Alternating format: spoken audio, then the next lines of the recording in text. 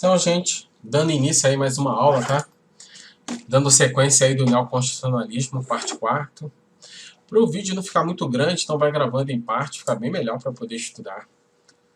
Se você quiser o material, só deixar aí na descrição aí embaixo um pedido, que aí eu disponibilizo para vocês, beleza? Porque senão, na correria, fica muita coisa para fazer.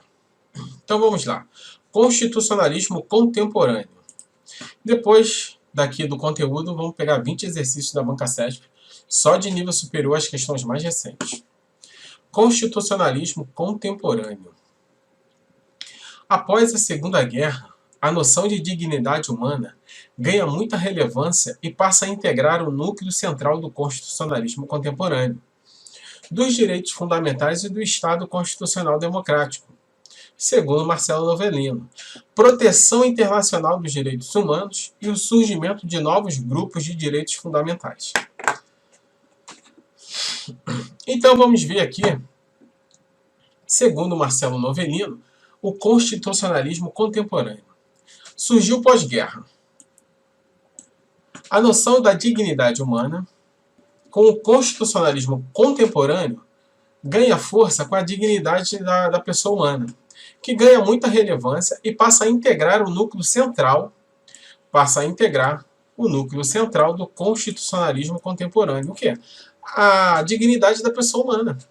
Ela passa a integrar o núcleo central do constitucionalismo, dos direitos fundamentais e do Estado Constitucional Democrático. Uma proteção internacional dos direitos humanos e o surgimento de novos grupos de direitos fundamentais. Tudo ali com o constitucionalismo contemporâneo. A ideia central do constitucionalismo contemporâneo é a noção da dignidade da pessoa humana. Rematerialização constitucional.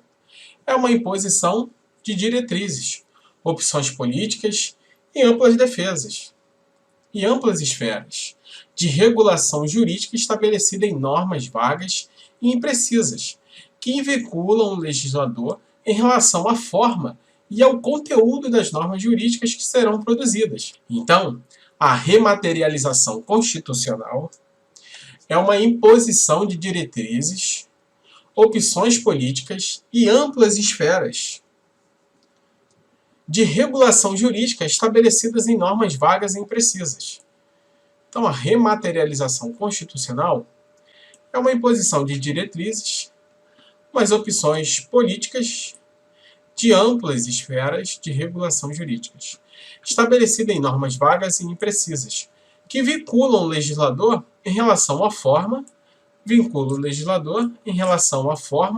e ao conteúdo das normas jurídicas que serão produzidas. Então, a rematerialização constitucional é uma imposição de diretrizes, mas opções políticas de amplas esferas de regulação jurídicas.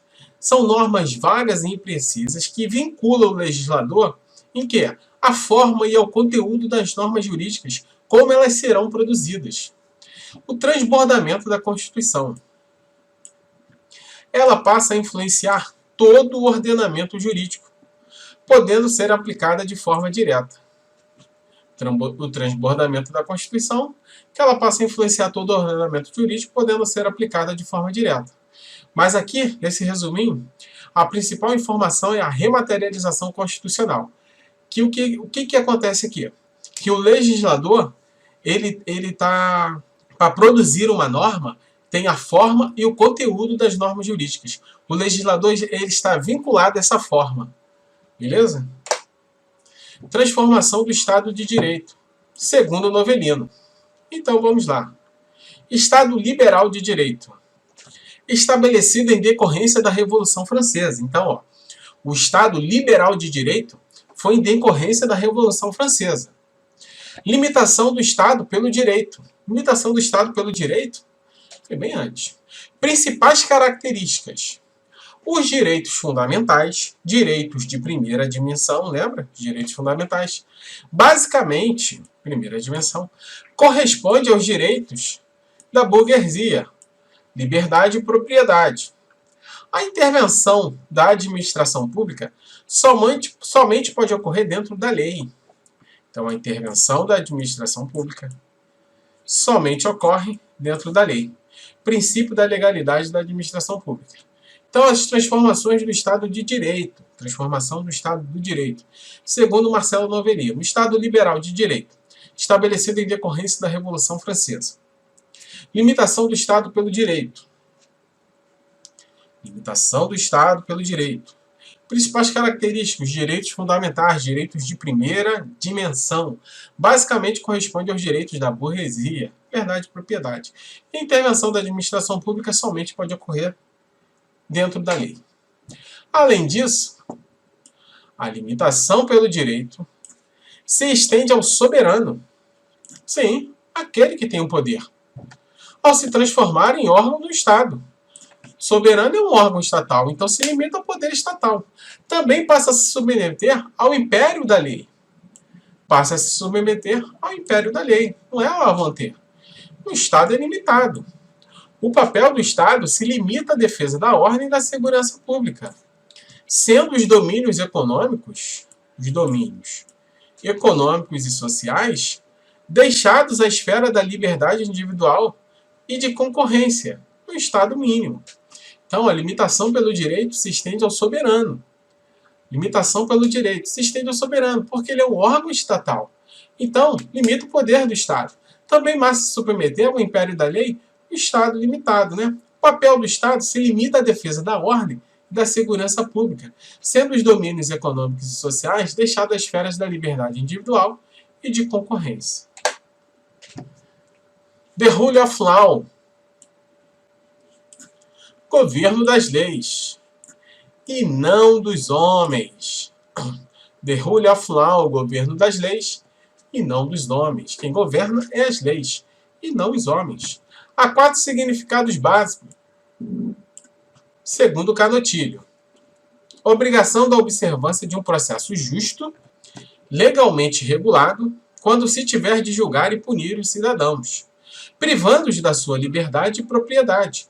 Princípio do devido processo legal em seu caráter substantivo. De novo, a obrigação da observância de um processo justo. De um processo justo é o devido processo legal.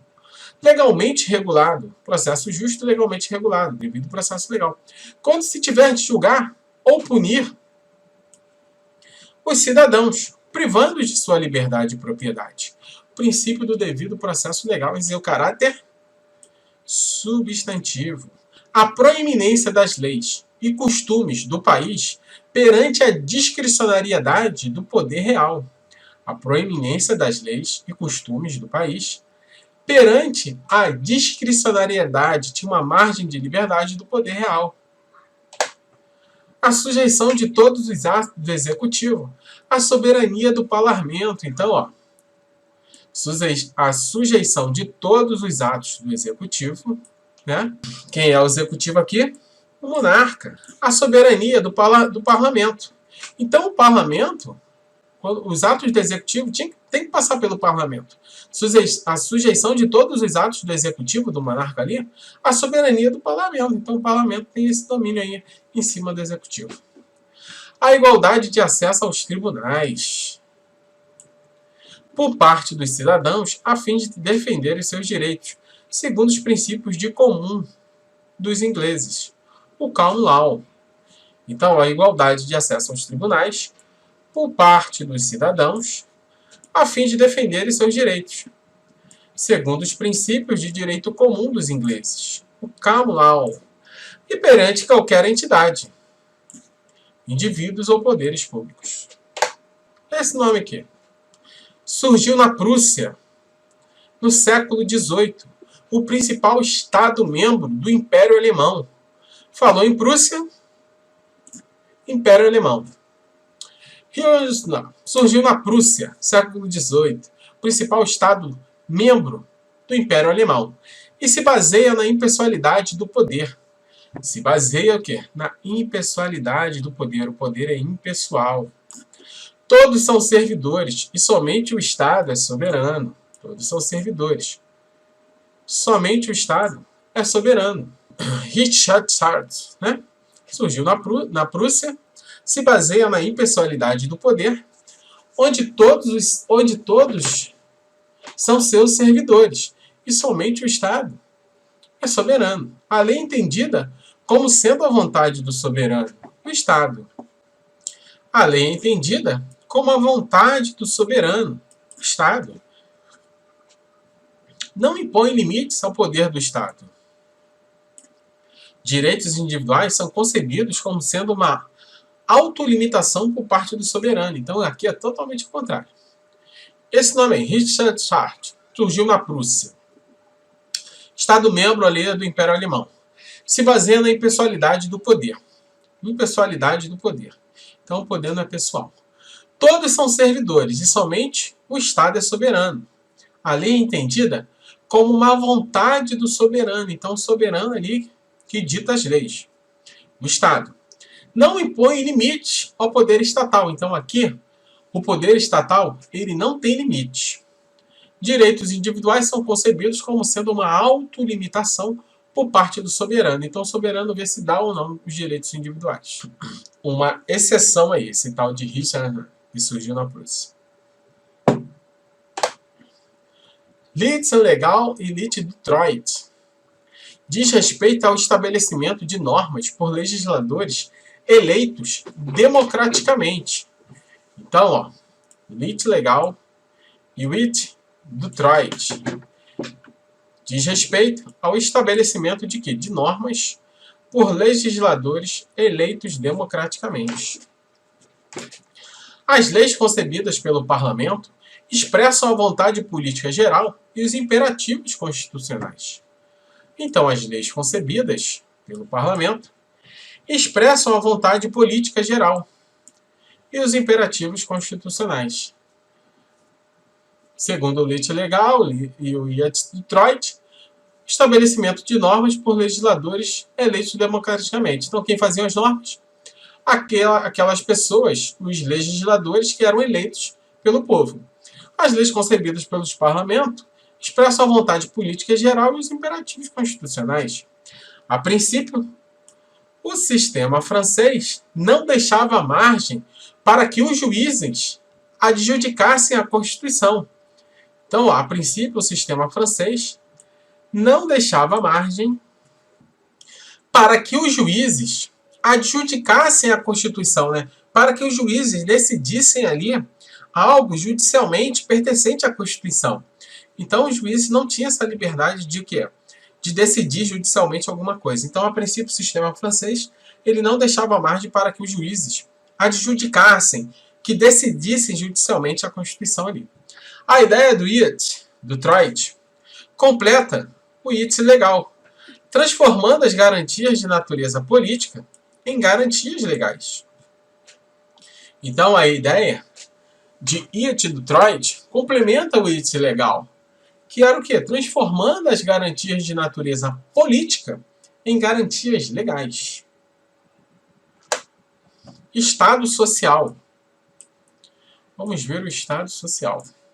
É um Estado capitalista, marcado pela intervenção no âmbito social. Marcado pela intervenção no âmbito social, econômico e laboral. Então, o Estado social é um Estado capitalista. O Estado social ele está ligado ao Estado capitalista, marcado pela intervenção no âmbito social, econômico e laboral, que exerce um papel decisivo na produção e distribuição de bens, que garante um mínimo de bem-estar para todos e que estabelece um convênio global implícito de estabilidade econômica, segundo Marcelo Novellino. De novo, o Estado social ele é um Estado capitalista, marcado pela intervenção no âmbito social, econômico e laboral, que exerce um papel decisivo na produção e distribuição de bens, garante um mínimo de bem-estar para todos, e estabelece um convênio global implícito da estabilidade econômica. O Estado democrático de direito. Vamos ver aí o que significa o Estado democrático de direito. Caracterizado pela introdução de novos mecanismos de soberania popular, a garantia jurisdicional da supremacia da Constituição, a busca pela afetividade dos direitos fundamentais e ampliação do conceito de democracia, segundo Marcelo Novellino. De novo, o Estado democrático de direito, caracterizado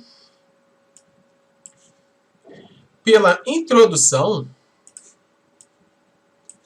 de novos mecanismos de soberania popular,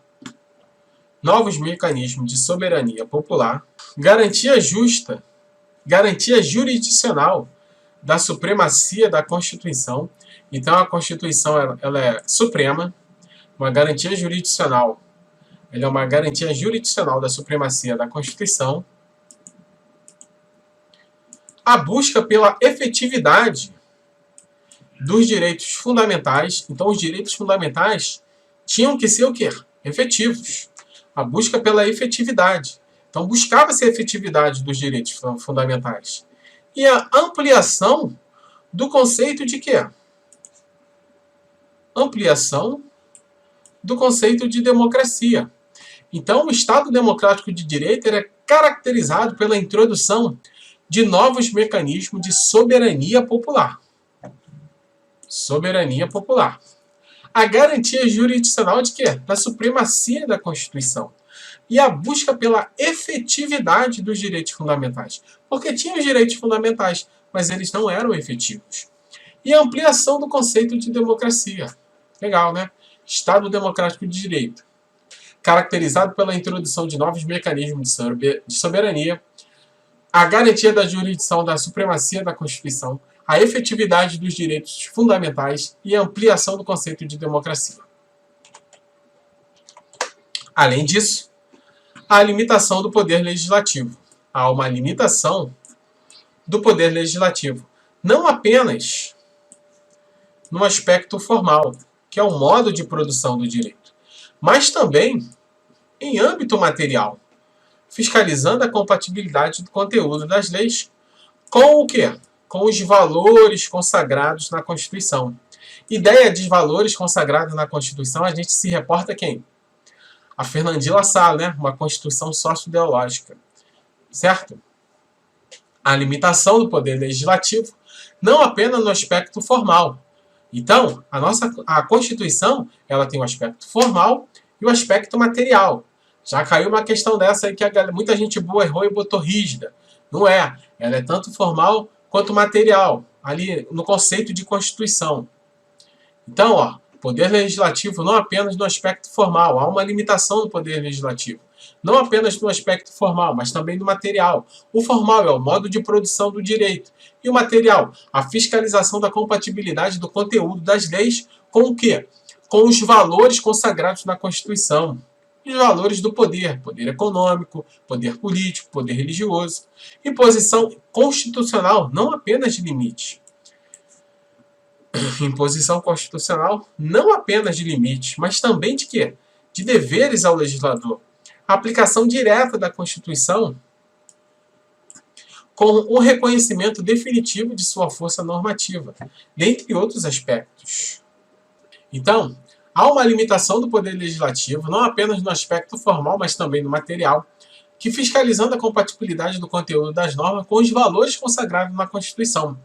A imposição da Constituição não apenas de limites, mas também de deveres ao legislador. A aplicação direta na Constituição com reconhecimento definitivo da sua força normativa. Seguindo, a partir do século XXI, importante, a partir do século XXI, ficou feio, né? A partir do século XXI, surge uma nova perspectiva do constitucionalismo. Surge uma nova perspectiva de quem? Esse cara aqui, do constitucionalismo. O constitucionalismo pós-moderno. O constitucionalismo pós-moderno. Então, no século XXI, surge uma nova perspectiva do constitucionalismo. É o constitucionalismo pós-moderno. O neoconstitucionalismo, chamado de neoconstitucionalismo, ou o pós-positivismo. O pós-positivismo pode ser visto como um marco teórico do neoconstitucionalismo. O pós-positivismo pode ser visto como um marco teórico do neoconstitucionalismo. Então, o constitucionalismo pós-moderno é o neoconstitucionalismo, ou pós-positivismo. Busca-se associar a ideia de constitucionalismo não apenas à limitação do poder político, não apenas a limitação do poder estatal, a limitação do poder político, porque senão eles fazem o que querem. Senão tem a corrupção, a arbitrariedade e tudo mais. Mas também tem o quê? Além de não limitar o poder político, a eficácia da Constituição. A Constituição precisa ser eficaz. Mas o quê? Especialmente em relação ao quê? À concretização dos direitos fundamentais. Segundo Pedro Lença, o constitucionalismo não se baseia apenas na limitação do poder político, mas também ele precisa ser o quê? Eficaz. A Constituição ela precisa ser eficaz, com a concretização dos direitos fundamentais. A Constituição pós-moderna é o neoconstitucionalismo, é o pós-positivismo, com o marco teórico no neoconstitucionalismo. O constitucionalismo não apenas a limitação do poder político, não se associa apenas à limitação do poder político, mas sim à eficácia da Constituição com relação à concretização dos direitos fundamentais. Mouragra, o neoconstitucionalismo, olha a volta toda que a gente deu para poder chegar no neoconstitucionalismo. Legal, né? Tem como uma de suas marcas a concretização das prestações materiais prometidas pela sociedade. Então, o neoconstitucionalismo, a marca que tem é a concretização das prestações materiais prometidas pela sociedade, servindo como ferramenta para a implantação de um Estado democrático social de direito. Ele pode ser considerado como um movimento caudatário do pós-modernismo. Ele quem? O neoconstitucionalismo. O neoconstitucionalismo tem como de sua marca a concretização das prestações materiais prometidas pela sociedade. Concretização das prestações materiais prometidas pela sociedade, servindo como ferramenta para a implantação de um Estado democrático social de direito. Então, o Estado democrático social de direito está ligado ao neoconstitucionalismo, que tem que a sua marca a concretização das prestações materiais prometidas pela sociedade, que tem como ferramenta, servindo como ferramenta para a implantação de um Estado social democrático de direito. O Estado democrático social de direito.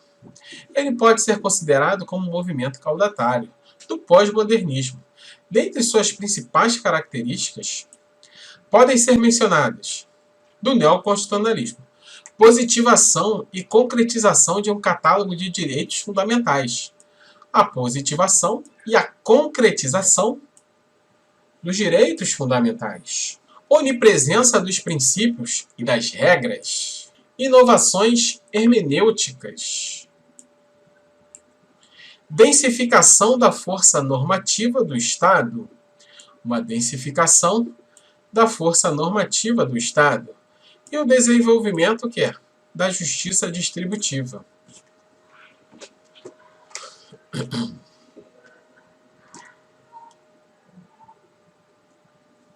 Então, algumas características aqui que podemos mencionar do neoconstitucionalismo.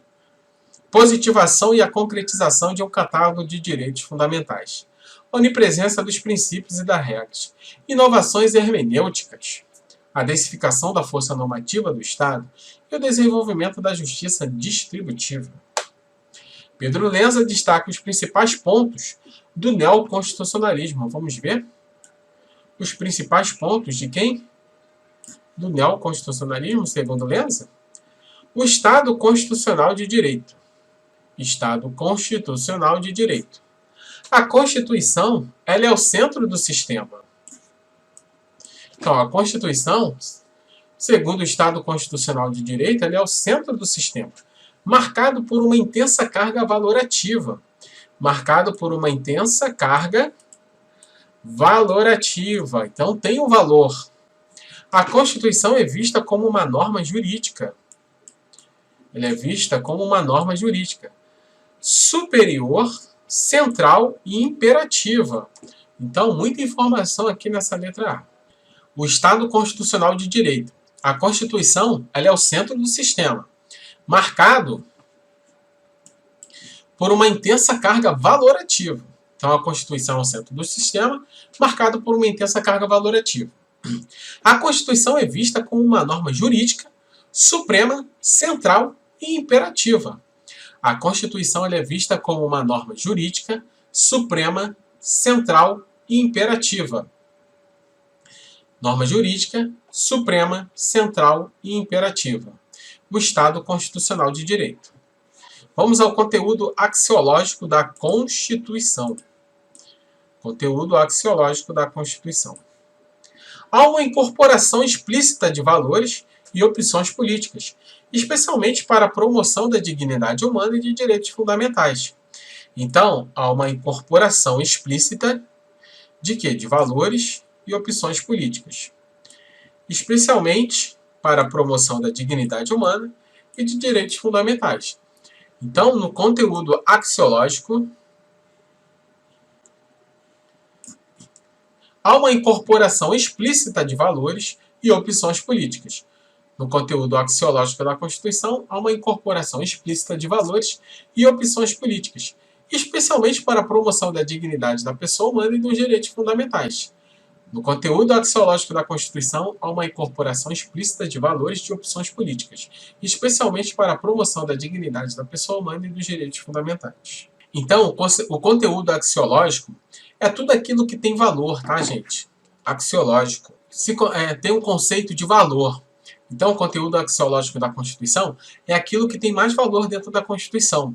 Então, conteúdo axiológico que tem valor dentro da Constituição, há uma incorporação explícita de valores e opções políticas. Então, há uma incorporação explícita de valores. Conteúdo axiológico, onde tem valores. E opções políticas, especialmente para a promoção da dignidade humana e de direitos fundamentais. Concretização dos valores constitucionais e garantia das condições dignas mínimas. Concretização dos valores constitucionais e garantia das condições dignas mínimas. Reaproximação entre direito e a ética, a moral e a justiça, e dentre outros valores. Então, a concretização dos valores constitucionais e a garantia das condições dignas mínimas, concretização dos valores constitucionais e a garantia das condições dignas mínimas é uma reaproximação entre direito e ética. Se aproxima, então se reaproximando o direito e a ética. A moral e a justiça, o direito e a ética. A moral e a justiça, dentre outros valores, concretização dos valores constitucionais, direito e ética, e as garantias das condições dignas mínimas, moral e justiça, e dentre outros valores. Barroso indica 3 marcos fundamentais para esta evolução. Segundo Barroso, tem 3 marcos fundamentais para esta evolução: o histórico, o filosófico e o jurídico. Para Barroso, temos 3 marcos fundamentais para a evolução: o histórico, o filosófico e o jurídico. Vamos cada um dele.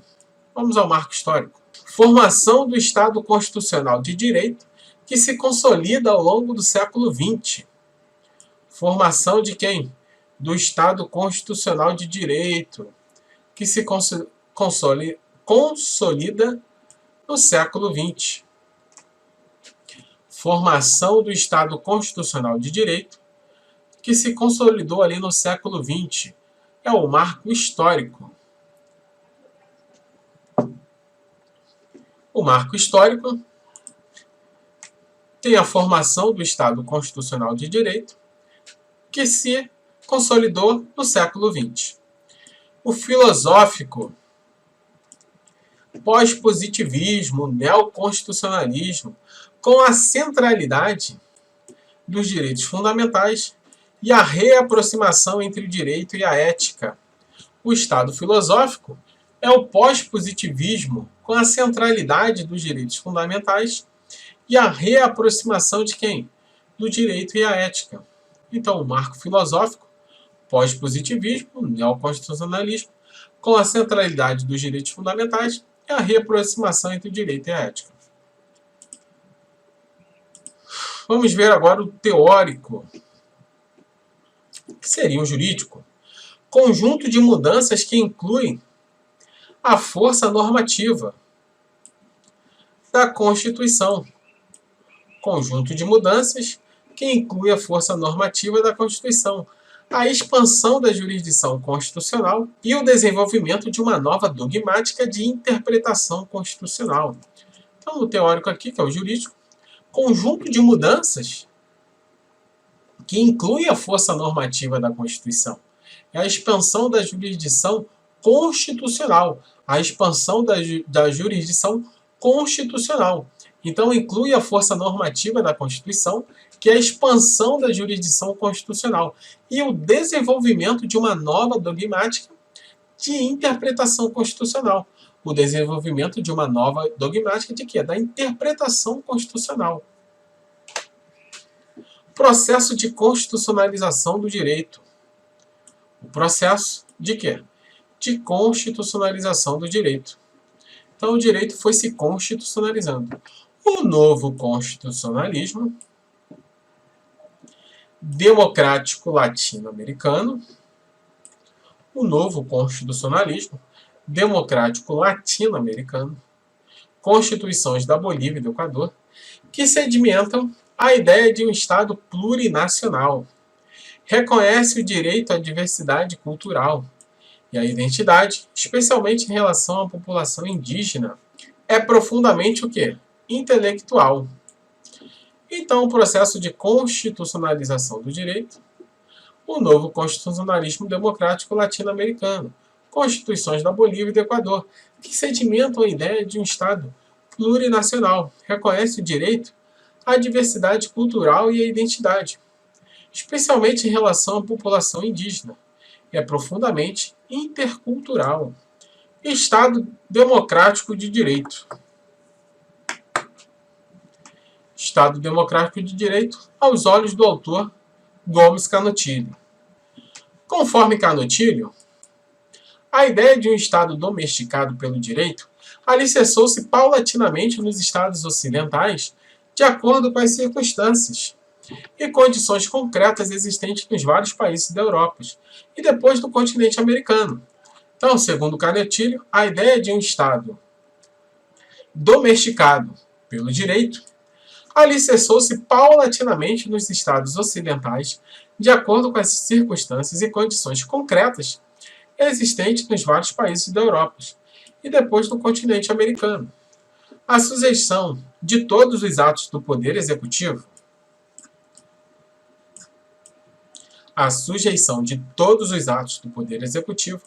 à soberania dos representantes do povo, o parlamento, recorta-se com a terceira ideia da regra do direito. Então, a sujeição de todos os atos do Poder Executivo a quem? A soberania dos representantes do povo, do parlamento. Então, a sujeição de todos os atos do Poder Executivo à soberania do parlamento. Recorte-se com a terceira ideia da regra do direito. O Estado de Direito implica em observância à legalidade e às regras do direito. O Estado de Direito implica o que? A observância à legalidade e às regras de direito. O controle de constitucionalidade é uma construção posterior, principalmente do período pós-Segunda Guerra Mundial.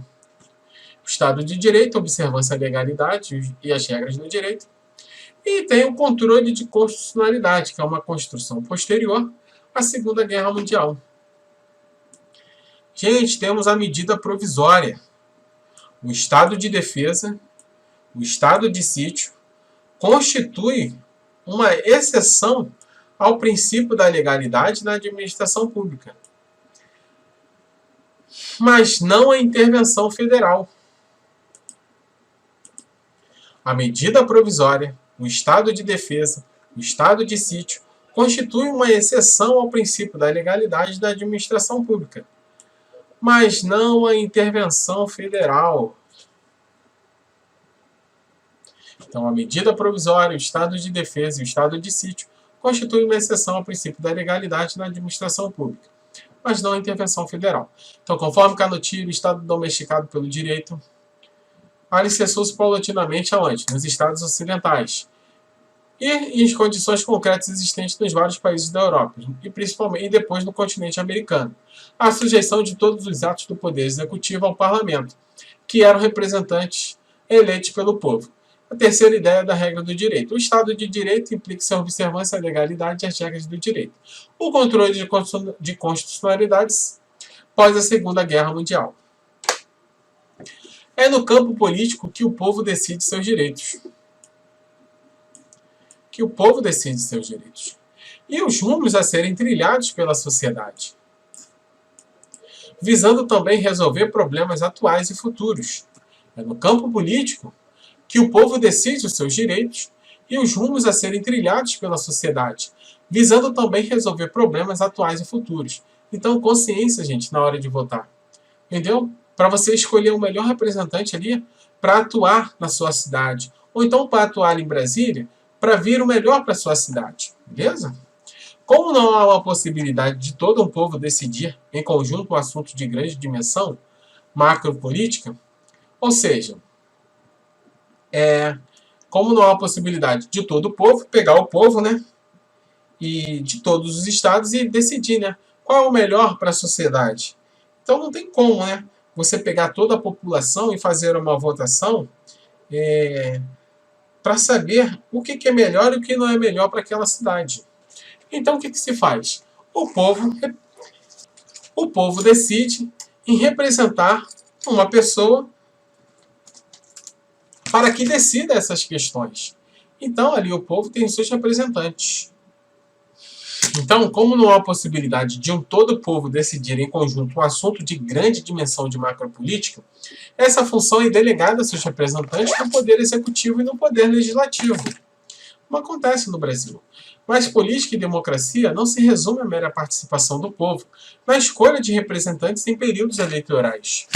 Então, informação importante. Mas a política e democracia não se resume à mera participação do povo na escolha de representantes em períodos eleitorais. E depois virar as costas. Não é isso. Precisa ficar em cima, para que tudo ocorre no meio político como se fosse um salvo-conduto para governantes decidirem como quiserem. Então, se não ficarem em cima, eles vão fazer o que eles quiserem, a bel prazer, ou então os interesses dele. Então, precisa ficar em cima. A nossa Constituição Federal de 88 trouxe algumas ferramentas de participação popular, como o plebiscito, o referendo, mas são poucos usados em nosso país. Por que será, né? A nossa Constituição trouxe ali a participação do povo com o plebiscito, o referendo, a iniciativa popular, só que quase não são usados, para se entender. Pelo contrário, uma sociedade politizada e realmente democrática deve envolver o povo nas decisões que dizem respeito aos rumos e melhorias da coletividade. Isso envolve discutir com a sociedade todas as pautas de interesse comum. Isso requer um maior engajamento do indivíduo, direto e indiretamente na política, seja em âmbito local, municipal, estadual ou até mesmo federal. Então não deve ficar esperando os governantes políticos e o poder público chamar ou abrir as portas para a participação de todos. O povo deve participar através de mecanismos como a fiscalização, o acompanhamento do poder público e o engajamento em algumas causas coletivas e sociais. Importante. Por isso, para isso, é importante e necessário a organização e articulação da sociedade através de sindicatos, de moradores, de categorias profissionais, através de movimentos sociais, em defesa de uma causa ou direitos, e até mesmo com a participação e envolvimento político partidário.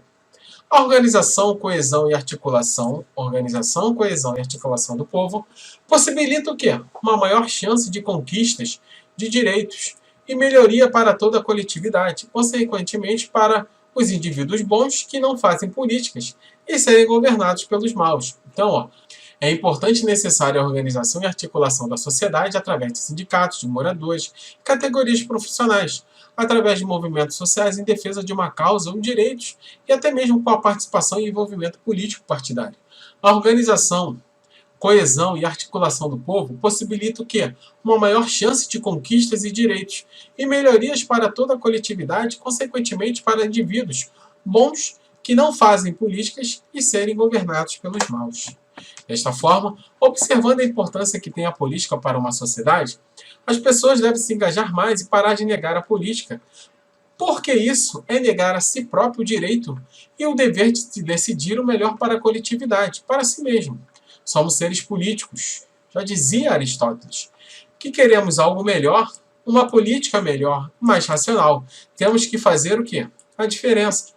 Levar novas ideias para a política.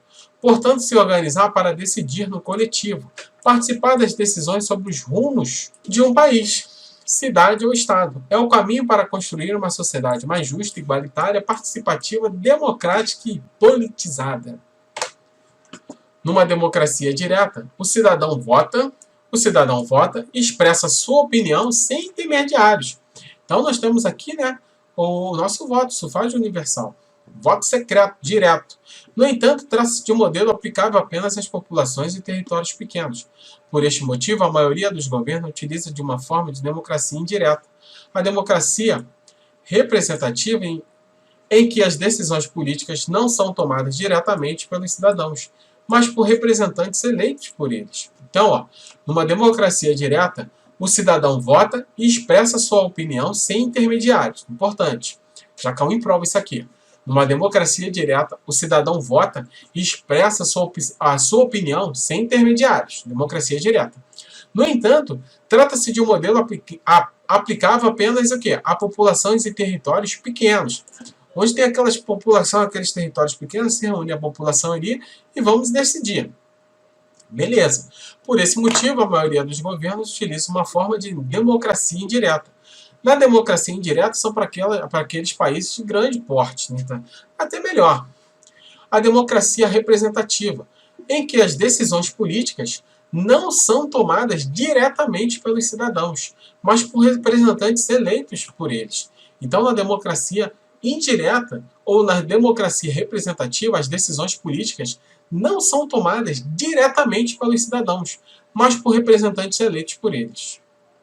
Beleza? Então finalizamos aqui esse tópico aqui. Vou deixar esse daí para outra parte. Um abraço e até a próxima aula.